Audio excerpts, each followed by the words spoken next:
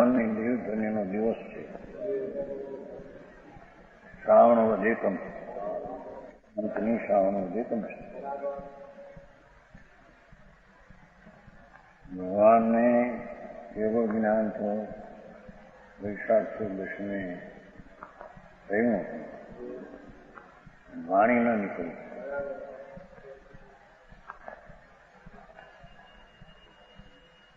66 દિવસે આજ એનો 7 વર્ષ પૂરા થાય છે. ઇન્દ્રોને વિચાર થયો કે આ કેમ થયું? આ 66 દિવસ સુધી વાણી નીકળતી નથી, અને તીર્થંકરની વાણી તો કેવું જ્ઞાન થાય તો નીકળવી જોઈએ. એ પછી ગૌતમજી કુસુતના પારંગામી આદિ વેદાંતના હતા, એની પાસે ગયા, લાવ્યા, અને અહીંયા વાણી છૂટી. દેવધ્વનિ વિપુળાચર પર્વત ઉપર શ્રાવણ વધેકમ, સૂર્યના ઉગવાના કાળે યુગની પહેલી કડી, યુગ જે હતું 5 વર્ષનો, એનો પણ પહેલો કાળ હતો. એ વખતે ભગવાન ભાવસૂતની પરૂપણા કરી.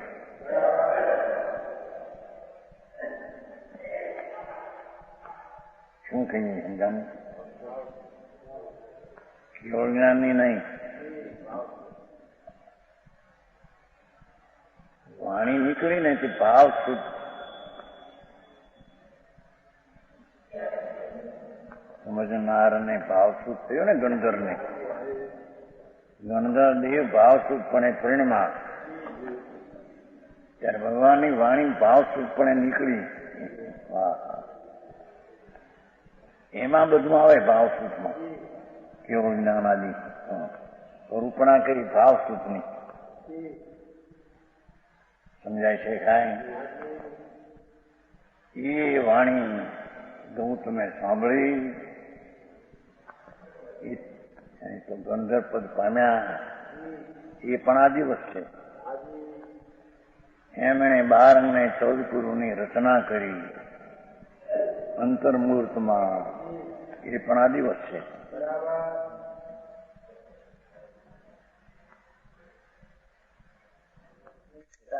ત્યાં તો ભાવસૂતમાં અર્થ કરતા ગણ તીર્થંકર, અને ભાવસૂતની દ્રવ્યની રચના કરનારા ભાવસૂતપણે પરમેલા દ્રવ્યસૂતની રચના ભગવાનની વાણીમાં અર્થ આવ્યું. ગણધરે સૂત્ર રચ્યા. સમજાણું કાંઈ? એ ગણધરે આ 12 અને 14 પુરુની રચનાનો આ દિવસ છે. હા હા, ગંધર પદ પામ્યા, 12-14 પુરુની રચના થઈ, ભગવાનની વાણી નીકળી. એ બધો આ દિવસ છે. યુગનો દિવસ છે. સૂર્યના ઉગ્યા કાળે પણ આ વાણી નીકળી. એ બધો દિવસ છે. હા હા,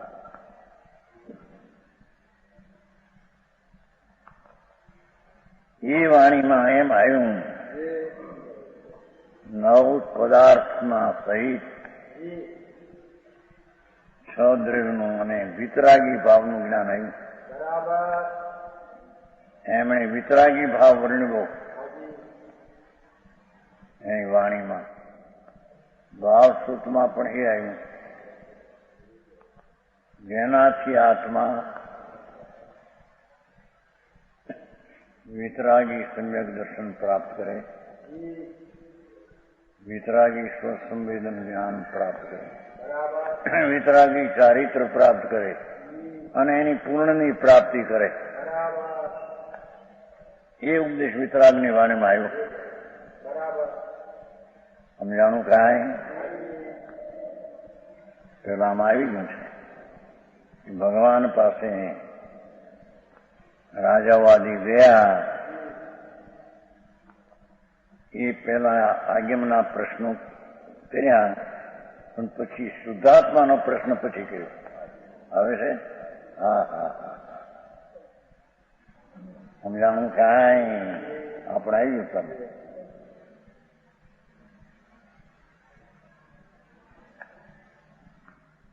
પાંડવોએ નેમનાથ ભગવાનને પ્રશ્ન કરેલા, રામચંદ્રજીએ કુળભૂષણ દેશભૂષણ કેવડીને કરેલા, મહાવીર ભગવાનને ગૌતમે કયા પ્રશ્ન, એ જીવ જીવનો સંદેહ હતો ગૌતમને પહેલો. જો ઠીક, પારંગત એના વેદમાં, જીવ જીવની વાસ્તવિકતામાં સંદેહ યુવાની સાંભળી. અરે ભગવાન આજે દર્શન કર્યા છે, આમ બધું ઉડી ગયું મિથ્યાતાથી. પછી વાણી નીકળી છે, પાત્ર હતા ને. હા હા, આ માન સમજોવે છે, પાત્ર છે ને, ગળી જાય છે દર્શમાન, એકદમ અંદરથી સાધુ પદ આવે. હા, વાણી છૂટે છે, ભાવ શુદ્ધ જ્ઞાન વાત, ભાવ શુદ્ધ પ્રણવેલા સાંભળે છે. હા હા,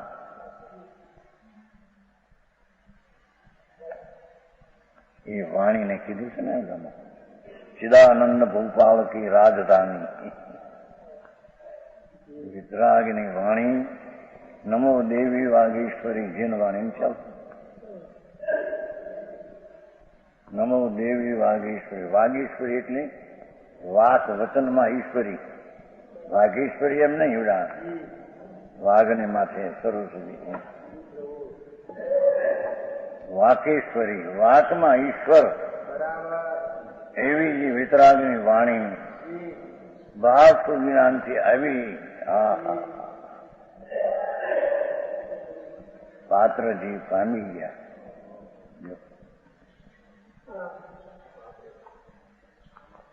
એમણે શાસ્ત્ર રચ્યા, એમાંથી આ શાસ્ત્ર સમય સારા બધા ચાલ્યા આવે છે. એ વાણી ભગવાનની છે, એમાંથી આ ચાલ્યા આવે છે.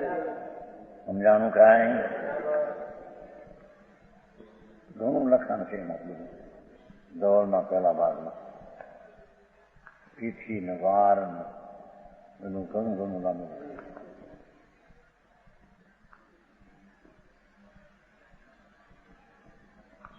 શાસ્ત્રનો વિચ્છેદ થશે એમ ધારી દર્શનાચાર્યને ગિરનારમાં ગુફા છે ને, સંદેહ થયો, અરે શાસ્ત્રનો વિચ્છેદ થશે. ઓ ભાવ મુનિ, ભાવ લિંગી આત્મધ્યાની, એને એમ થયું ઘરે શાસ્ત્ર આ પરંપરા નહીં રહે તો ભય થયો.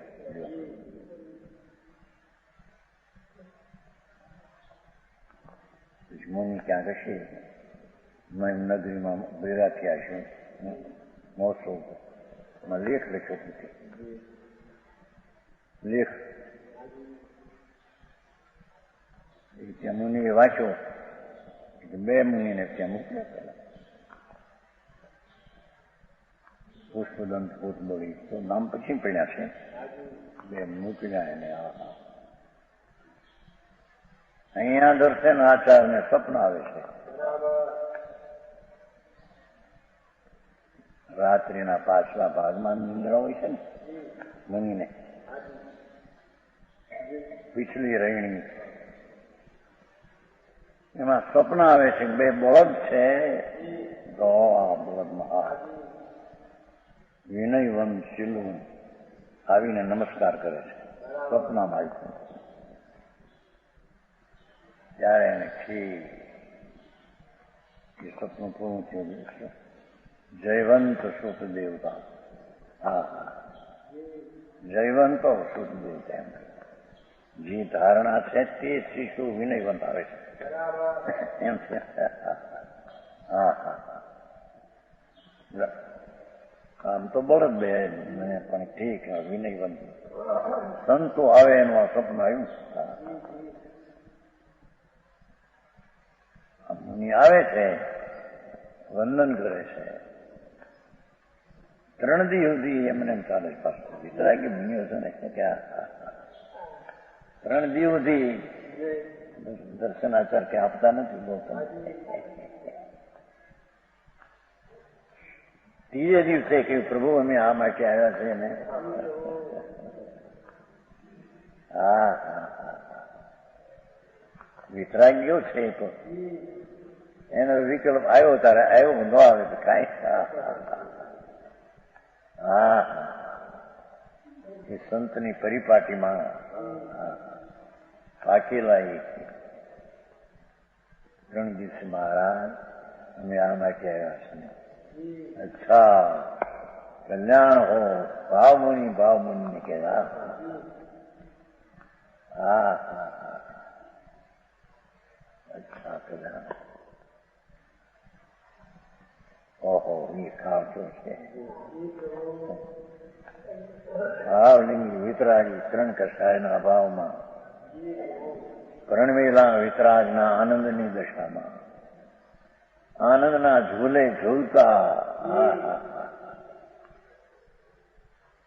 બે મુનિઓ આનંદને ઝૂલે ઝૂલતા.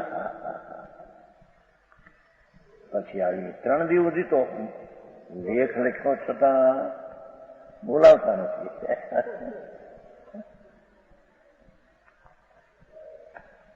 મહારાજ અમે આવ્યા છીએ એની વિતરાગતા. અચ્છા કલ્યાણ પછી શું કરે છે દર્શાથી એમાંથી આ ષટકરના એમ રચના.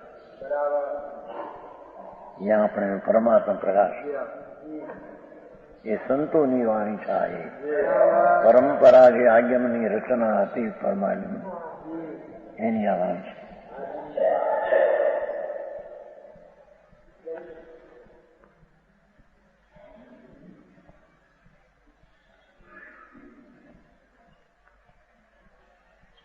ઓગણપચાસ નેતા થઈશ. હા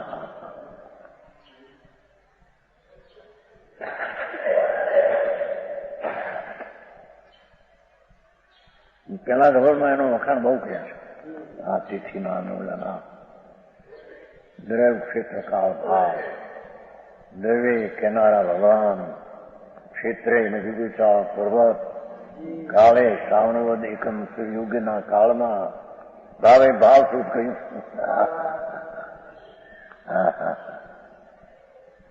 તો નોરંગાઈ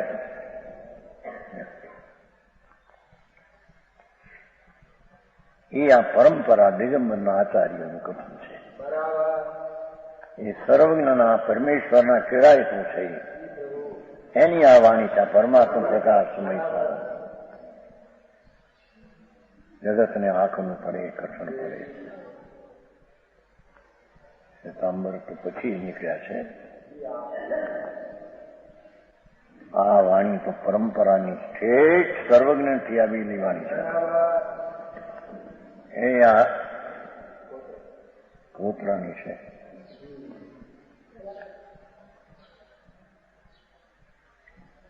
ઓગણપચાસમાં એ આવ્યું.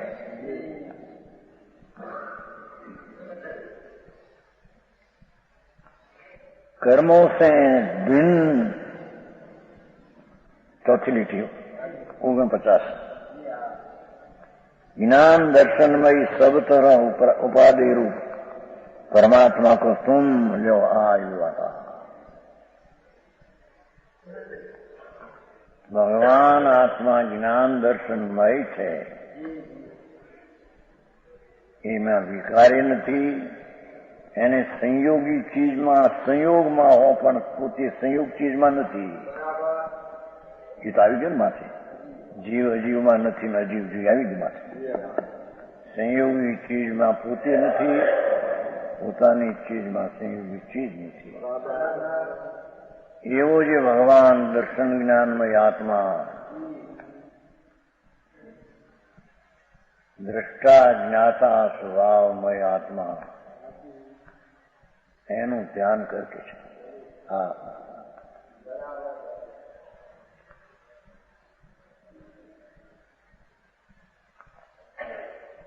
એને તારી પર્યાયનો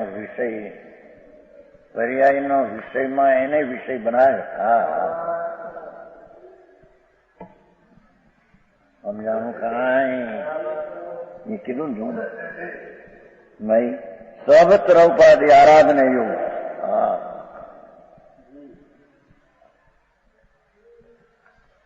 परमात्मा को तुम देह रागादि परिणति रूप बहिरात्मकपणों को छोड़कर, शरीर ने राग अंदरनी शरीर बाई એ તરફનું પરિણતિને છોડી દઈને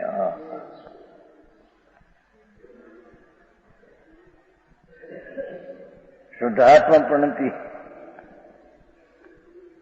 દેહ રહી તો શુદ્ધાત્મા થયો. ભાઈ રાગ રહી તો શુદ્ધ પરિણતિ થઈ.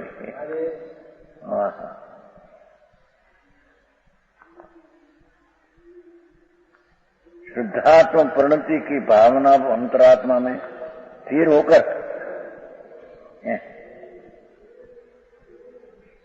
એને અંતરમાં સ્થિર હોઈને ધ્યાન કરે એમ કે છે, ત્યારે તને ઉપાધિ પૂર્ણ જણાશે એમ કે છે. દર્શન જ્ઞાનમય આત્મા જે સર્વ પ્રકારે ઉપાધિ છે, આરાધવા લાયક છે, એવું ક્યારે જણાશે?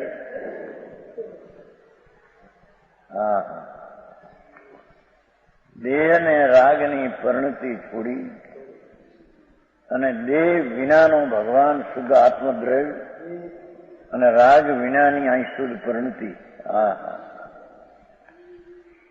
એવી શુદ્ધ પરિણતિ દ્વારા તને આત્મા જણાશે, ત્યારે તને ઉપાધિ રૂપે ગણવામાં આવશે. થોડે પણ ઘણું, થોડું લખ્યું ઘણું કરીને જાણજો નથી કહેતા હે.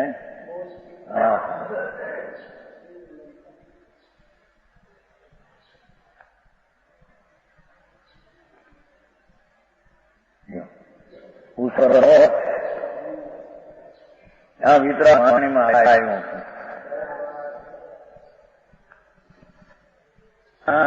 તું જેમ છે ત્યાં તું નજર કર એમ કે સમજાણું કાંઈ? તું જ્યાં છે ત્યાં દર્શન મય પ્રભુ તું છો.